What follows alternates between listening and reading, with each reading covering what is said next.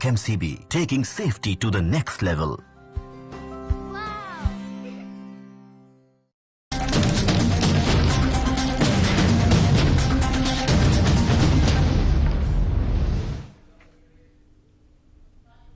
नमस्कार, आप देख रहे हैं साधना प्लस न्यूज। आपके साथ मैं अंजलि झा आप सभी का स्वागत करती हूं बिहार के हमारे इस बुलेटिन में। खबरों की ओर बढ़ेंगे, लेकिन उससे पहले नजर डालते हैं सुर्खियों पर। पटना में बीजेपी प्रदेश अध्यक्ष ने किया पुस्तक का विमोचन। पूर्व मंत्री डॉक्टर भीम सिंह ने किया पुस्तक का विमोचन। विमोचन के दौरान तमाम लोग भी रहे मौजूद। पूर्णिया में अपराधियों के हौसले बुलंद। अपराधियों ने महज 100 रुपए के लिए दुकानदारों को मारा चाकू। मामले की जांच में जुटी पुलिस।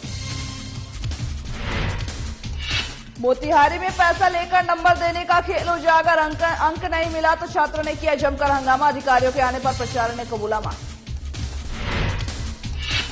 मोतिहारी के प्रखंड प्रमुख के कार्यालय का उद्घाटन कार्यक्रम में कई लोग रहे मौजूद। पंचायत समिति योजना के विकास की कह रही बात। सहरसा में अपराधियों के हौसले बुलंद। बेखौफ अपराधियों ने युवक को मारी गोली। मामले की जांच में जुटी पुलिस।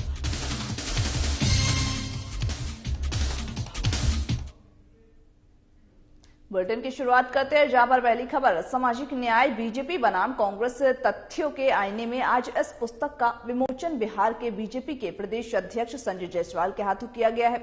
इस पुस्तक के लेखक बिहार सरकार के पूर्व मंत्री डॉक्टर भीम सिंह ने किया है, जो पूर्व में राज्य पिछड़ा वर्ग आयोग बिहार के सदस्य भी रह चुके हैं। वहीं साथ ही साथ आपको बता दें कि सामाजिक न्याय के लिए उनकी बड़ी लड़ाई बहुत लंबी थी। इस पुस्तक के माध्यम से उन्होंने यही बताने की कोशिश की है कि क्या लड़ाई थी उनकी, और साथ ही साथ इस पुस्तक में उन्होंने व्याख्या भी किया है।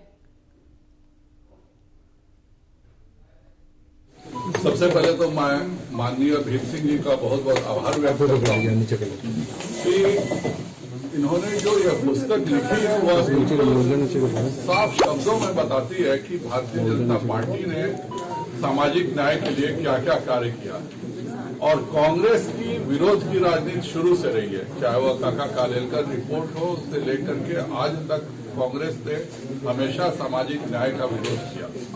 और जिन लोगों की उत्पत्ति कर्पूरी ठाकुर जी के आदर्शों पे हुई है, आज वो लोग भी कांग्रेस की गोदी में खेलने का काम कर रहे हैं। इतना ही नहीं, जो लोग सामाजिक न्याय की बात करते थे, लोकसभा और राज्यसभा में जब पिछड़ों के लिए अलग से आयोग बनाने की बात हुई तो उनकी पार्टी ने बॉयकॉट किया। वैसे राष्ट्रीय जनता दल पिछड़ा आयोग की विरोधी रही है। लोकसभा और राज्यसभा में आयोग बनने का जिसने विरोध किया है।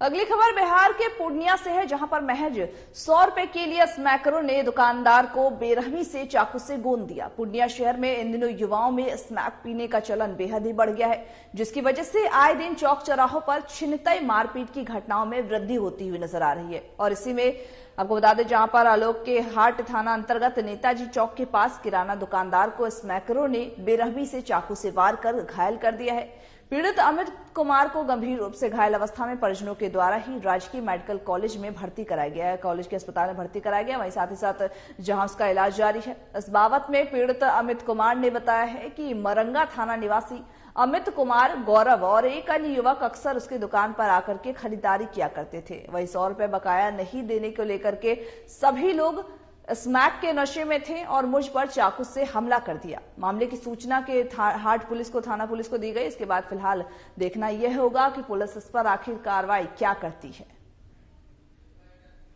2-3 लड़का हमारे शॉप पे आता था, ठीक है, और जबरदस्ती मतलब कि हमारे दुकान से सामान ले जाता था और कहता था कि ले लेना पैसा, ठीक है। और जब हम कहते थे तो मतलब उसके साथ वाला लड़का हमसे कहता था कि इससे पैसा मत मांगो, ठीक है, मतलब कि जेल तेल गया है, ठीक है, नशा में रहता है, इससे नशेरी है वो लोग, नशा करता है। Yes sir. और कहाँ का रहने वाला है? बरगाछ का। और उसके साथ का लड़का सब हमको धमकी देता था, ठीक है। क्या नाम है उन लोगों का? मनीष कुमार, करण कुमार। कौन सी जगह का रहने वाला है? मनीष कुमार रहने वाला है शांति नगर का। शांति नगर कौन मोहल्ला है? थाना मरंगा पड़ता है।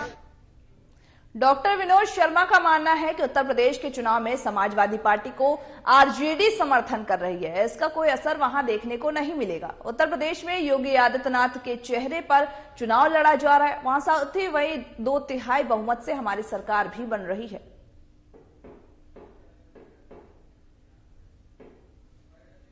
देखिए, राजद पहले भी समाजवादी पार्टी को अपना समर्थन दे चुका है। पिछले चुनाव में भी राजद के नेता काफी मेहनत किए थे, तब बहुत बुरी हार हुई थी समाजवादी पार्टी की। आज भी करीब करीब वही परिस्थितियां कायम हैं और निश्चित रूप से योगी आदित्यनाथ जी ने जो काम किया है, उत्तर प्रदेश की जनता आज भी उनकी मुरीद हो गई है और आदरणीय प्रधानमंत्री जी ने देश का जो मान सम्मान बढ़ाया है उसको ध्यान में रखकर 2/3 बहुमत से उत्तर प्रदेश में भारतीय जनता पार्टी की सरकार बनी है।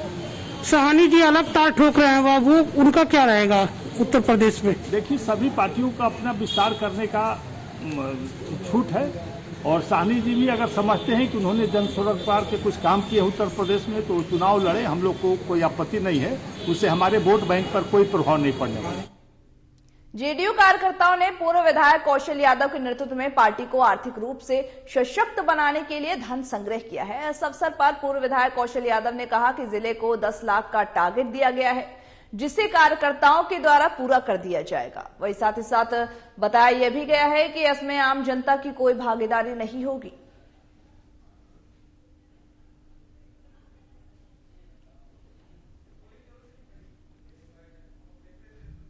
आज से हम लोग का धन संग्रह जो है पार्टी के ड्यू धन संग्रह कोष में हम लोग जमा करने वाले हैं। उसके लिए आज हम लोग शुरुआत किया है, जिसके लिए हमारे ऑब्जर्वर पार्टी के वीरेंद्र बाबू आए हुए हैं। 2 ऑब्जर्वर हमारे हैं, जितेंद्र प्रसाद हैं जो विधायक हैं नालंदा में यहाँ के अस्थामा के, और दूसरे वीरेंद्र बाबू हैं। वीरेंद्र बाबू पहुंचे हुए हैं। इनके नेतृत्व में हम लोग आज जो है 1 लाख का चेक पार्टी कोष में जमा कर रहे हैं और बाकी अभी नियंत्रण चलता रहेगा। ढाका प्रखंड कार्यालय में नवनिर्वाचित प्रखंड प्रमुख किरण चौधरी, उप प्रमुख संध्या देवी के कार्यालय का उद्घाटन किया गया है, जहां पर उद्घाटन समारोह शुरू होने से पहले ही प्रखंड कार्यालय में एक सभा का आयोजन किया गया था। प्रखंड प्रमुख किरण चौधरी और उप प्रमुख संध्या देवी को उपस्थित सभी जो नवनिर्वाचित जनप्रतिनिधि हैं उनके द्वारा अंग वस्त्र के साथ फूल माला पहना करके उनका स्वागत किया गया है। इसके अलावा ही सभी जनप्रतिनिधियों के द्वारा एक दूसरे को अंग वस्त्र पहना करके और फूल मालाओं के साथ स्वागत किया गया है। आपको बता दें कि ढाका प्रमुख किरण चौधरी ने मीडिया को संबोधित करते हुए बताया है कि प्रखंड में पंचायत समिति योजना के जो समुचित विकास किया जाएगा। इस उद्घाटन समारोह में उपस्थित विधायक पवन जायसवाल और शिवहर सांसद और साथ ही साथ रामा देवी, बीजेपी जिला अध्यक्ष राजेश तिवारी, सिकहरना, वहीं साथ ही सिकहरना लोग के और तमाम लोग भी इसमें मौजूद थे। वहीं साथ ही साथ अनुमंडल पदाधिकारी सिकहरना, अनुमंडल पुलिस पदाधिकारी, प्रखंड विकास पदाधिकारी और साथ ही ढाका अंचलाधिकारी, जिला परिषद सदस्य दिलीप सराफा भी इस कार्यक्रम में मौजूद रहे।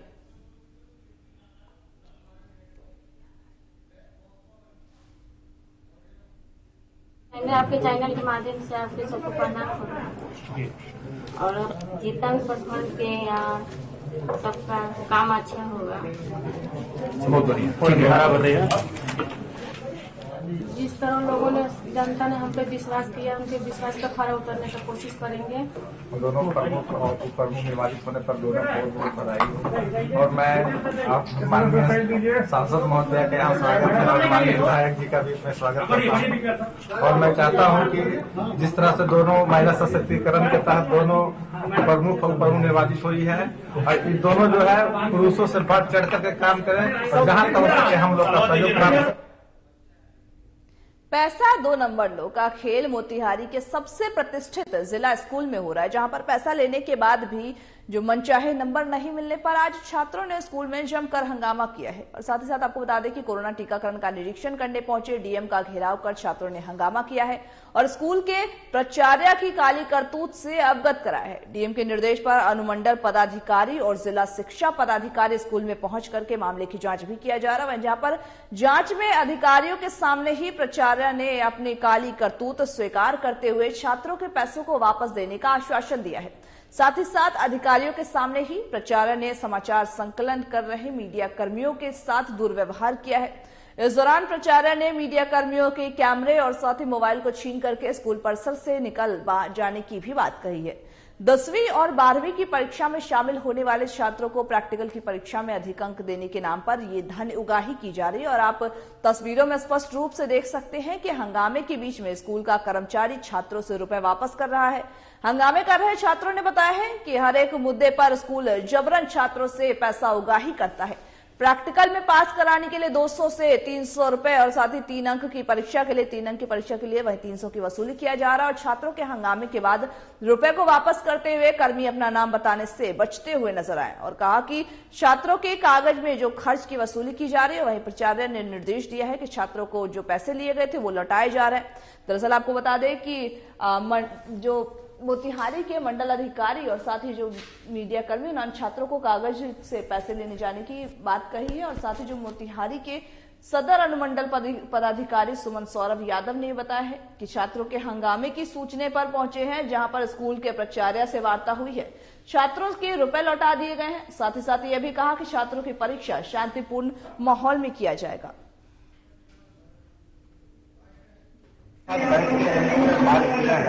उनकी जो कुछ शिकायतें हैं हम उनसे एड्रेस करने का प्रयास कर रहे हैं। उनकी जो प्रमुख बाकी जो एडमिट कार्ड को निःशुल्क देने का उनका निर्णय था। तो यहाँ प्रिंसिपल साहब ने अभी आपने जो घोषणा कर रहे हैं तो निःशुल्क उनको जो एडमिट कार्ड है उनका परीक्षा है वो दिया जाएगा और जो प्रैक्टिकल एग्जाम है उसमें उनको किसी तरह की परेशानी नहीं आएगी। स्टाफ रिक्रूट कर रहे हैं, लोग इंश्योर कर रहे हैं कि प्रैक्टिकल की परीक्षा शांतिपूर्ण से संपन्न होगी। एडमिट कार्ड का पैसा लेकर पैसा कितना लिए थे? 20 रुपया मात्र। कितना काहे के लिए? साइबर कार्ड जो अपना लागत लगा था हाँ। उसके लिए कर दिया।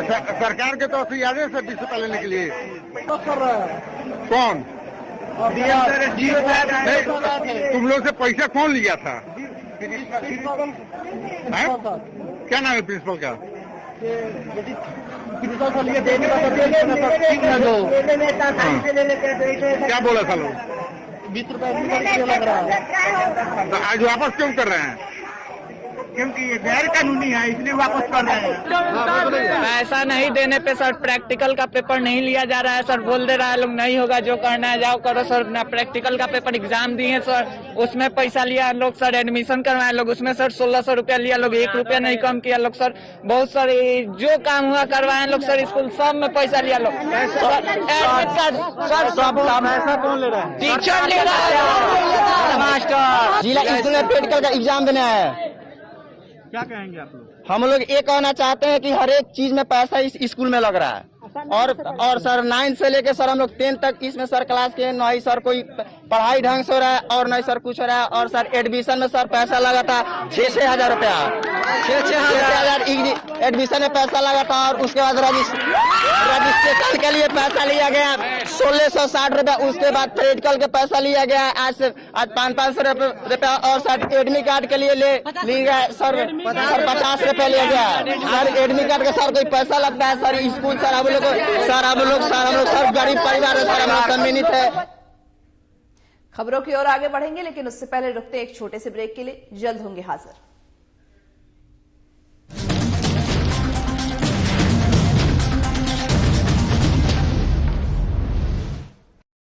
आंख अनमोल उपहार है। आंखों से संबंधित किसी भी प्रकार की परेशानी को आप हल्के में ना लें। आपको अपनी आंखों के इलाज के लिए कहीं दूर जाने की जरूरत नहीं है। आप सीधे चले आए किरण नेत्रालय, जहां आधुनिक मशीनों से आपकी आंखों का सफल इलाज किया जाता है। यहां पावर चश्मा भी उचित मूल्य पर उपलब्ध है। नर सेवा ही नारायण सेवा के संकल्प के साथ खुला किरण नेत्रालय बरौनी के लोगों के लिए किसी वरदान से कम नहीं है। हमारा पता है किरण नेत्रालय, सेवा समिति, फुलवरिया बाजार, कैरीवारी, दुर्गा स्थान के निकट, बरौनी।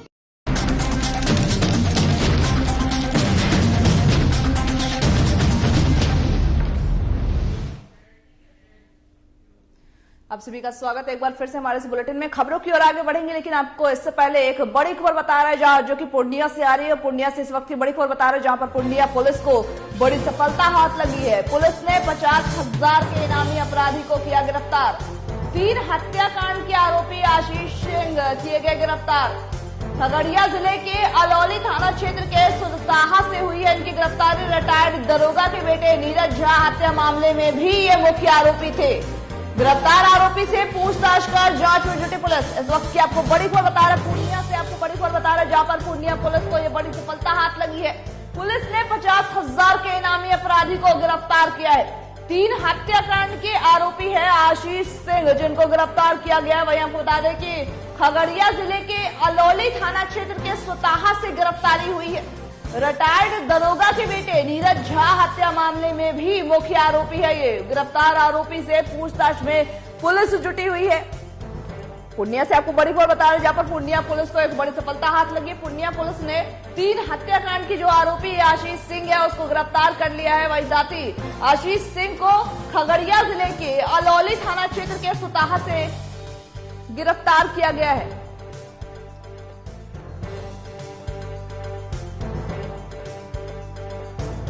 इसी खबर में ज्यादा जानकारी के लिए हमारे साथ वरिष्ठ संवाददाता पूर्णिया से जुड़ रहे हैं प्रवीण भदौरिया। प्रवीण जी, पहले तो ये बताइए कि क्या कुछ पूरी जानकारी निकलकर सामने आ रही है।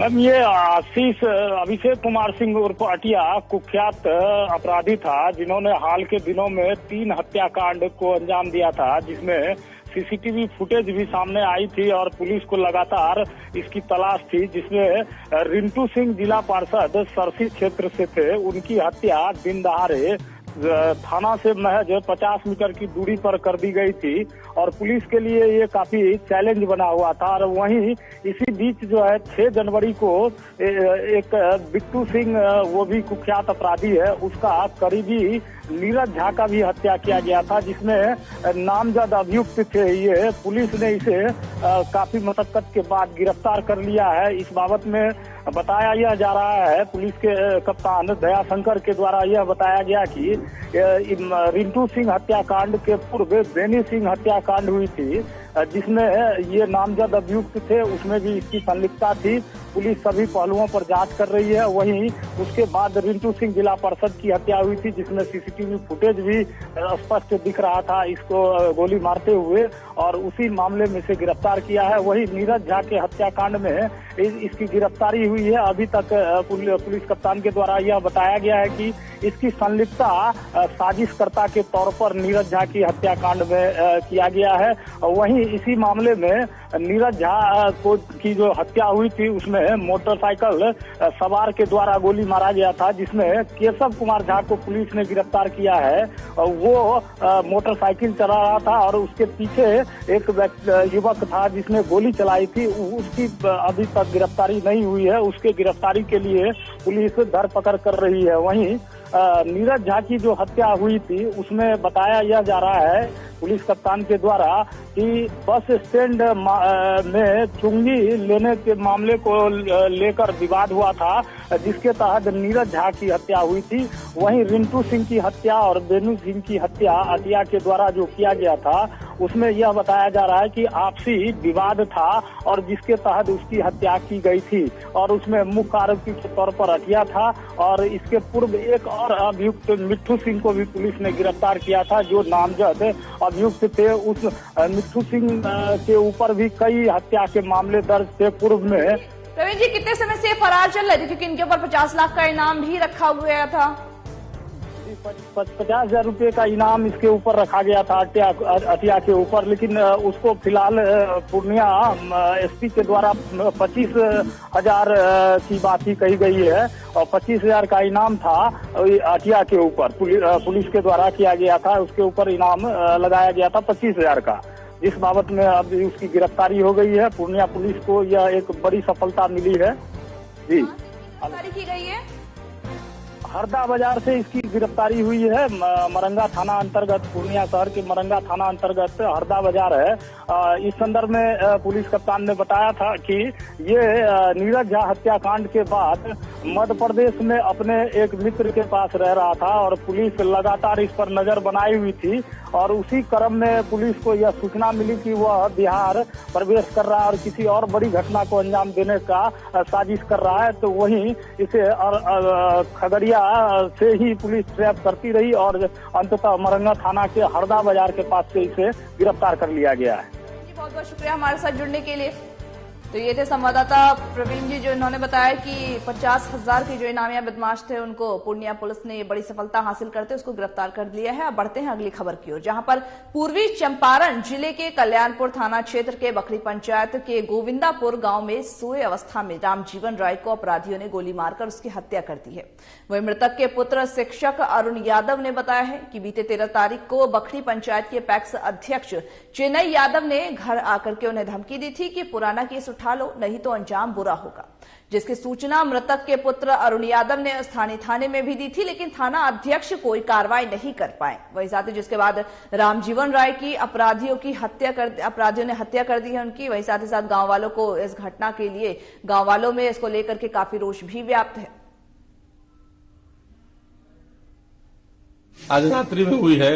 हम लोग जब सुबह जाकर बाबूजी के पास हम नहीं आकर हमारे बेटा और बेटी गई है देखने लोग, तो बाबूजी का सिराहानी नजर नहीं दिया लोग, पीछे पैर के पास जाकर बैठा लोग, देखा लोग खून, बाबूजी के पैर को हिलाया लोग, बाबूजी कह कर पुकारा है लोग, उसमें देख रहा है लोग खून है तो बाबूजी को पूरा देख लाया लोग, जा दादाजी तो मर गए, दादाजी तो मर गए।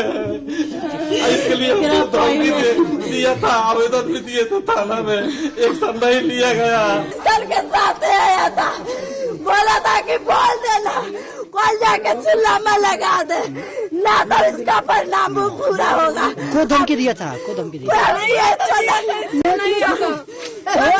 चलो यादव और उसके साथ एक और दू को और था, हम नहीं जानते, उसको नहीं चिंते हैं। और वो पिस्तौल के साथ लिफाफा में पीला लिफाफा था, उस लिफाफा में लिखा हुआ था, बोला था कॉल जाकर बोल देना, चिल्ला में लगा दे और यादव को, नहीं तो इसका परिणाम बुरा होगा। आदम के पापा जी गए थे थाना में, लेकिन यहाँ का प्रशासन टाइट नहीं है, कोई नहीं सुना, बोला कि हम जांच करेंगे, जांच के लिए पापा जी छोड़ दिए, फिर कोई सुनवाई नहीं हुआ।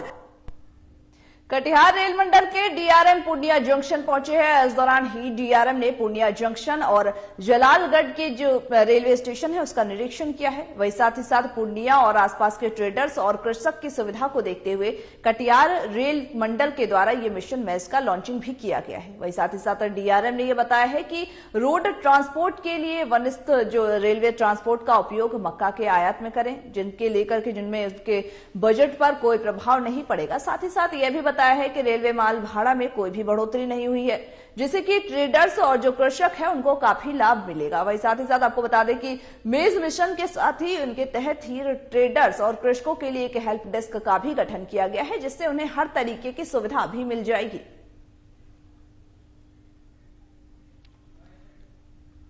हम लोग पूर्णिया में आए हैं, यहाँ पे मेन पर्पज है, यहाँ पे हम लोग आज रेलवे की तरफ से मिशन मेज जो है इनॉग्रेशन करने वाले हैं, लॉन्च करने वाले हैं। हम लोग का टारगेट है कि यहाँ पे जितना भी ट्रेडर है वो रेल का फैसिलिटी यूज करे अपने मकई को ट्रांसपोर्ट करने में, क्योंकि रेल का जो फैसिलिटी है ये तो एक तो किफायती है, इकोनॉमिक है, कॉस्ट कम पड़ता है, सेफ्टी में पहुंचता है, जगह में जल्दी पहुंचता है। तो इसीलिए हम चाहते हैं कि यहाँ के जो लोकल बिजनेसमैन है, जो ट्रेडर हैं, वो ज्यादा से ज्यादा रेल से अपना मकई को ट्रांसपोर्ट करें, जहां पर भी ले जाएं, ताकि इस एरिया का डेवलपमेंट हो और यहाँ पे जो कृषक है, जो ट्रेडर है, उनको बेनिफिट।